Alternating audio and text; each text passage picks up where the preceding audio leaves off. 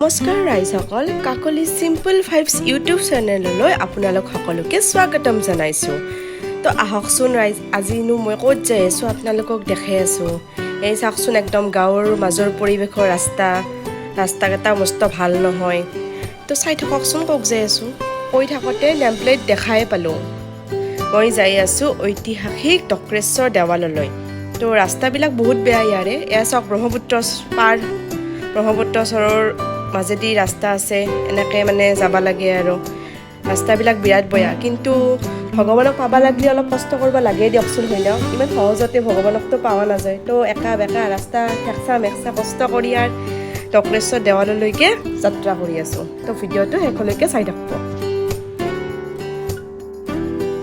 এয়া কৈ থাকোঁতে দক্ৰেশ্বৰ দেৱালয় আহি পালোঁ। ইমান ধুনীয়া পৰিৱেশ, চাৰিওফালে নিস্তব্ধ, বহুত ভাল লাগে। আপোনালোকে একবাৰ দক্ৰেশ্বৰ দেৱালয় যদি আহি পানে আহিবচোন।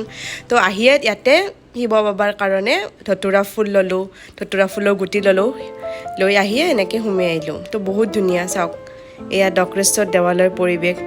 আহি পেলাই আমি এনেকৈ ভিতৰত সোমালোঁ। এই ৰাইজ, ইয়াতে যে পানী জমা হৈ আছে, ইয়াতে বোলে পূজাৰীজনে প্ৰতিদিনে নতুনকৈ পানী দিয়ে আৰু এই পানীখিনি মানে জনপ্ৰবাদ মতে আমি বোলে মূৰত ল'লি ভাল মানে আৰু আশীৰ্বাদ হিচাপে লোৱা যায় আৰু নেক্সট দিনা নতুন পানী ইয়াতে ঢালি দিয়ে।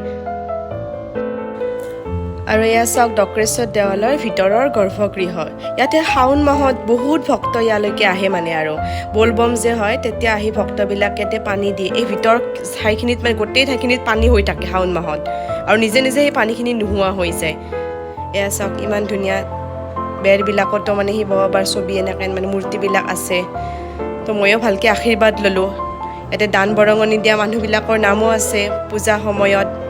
শিৱ বাবাই সকলোকে ভালে কুশলে ৰাখক, সকলোৰে মনৰ আশা পূৰ্ণ কৰক, তাৰে কামনা কৰি সেৱা জনালোঁ। ইয়াৰে অলপ পানী আশীৰ্বাদ ৰূপে আমিও বটল এটাত ভৰাই ঘৰলৈ লৈ আহিলোঁ। ৰাইজসকল, সময় পালে আপোনালোকেও যদি আহি পৰা নাই, একবাৰ দক্ৰেশ্বৰ দেৱালয়কে আহি চাব, বহুত ভাল লাগে ইয়াত আহি। আমাৰ ভাগ্যত কি পালোঁ, আমি বেল পালোঁ। আৰু ৰাইজসকল, এই দক্ৰেশ্বৰ দেৱালয় আমাৰ বৰপেটাতে আছে। শাওণ মাহত ইয়াত বহুত ভক্তৰ সমাগম হয়। তো আপোনালোকেও যদি আহি পানে এবাৰ দক্ৰেশ্বৰ দেৱালয়লৈ আহি চাব, বহুত ভাল লাগে।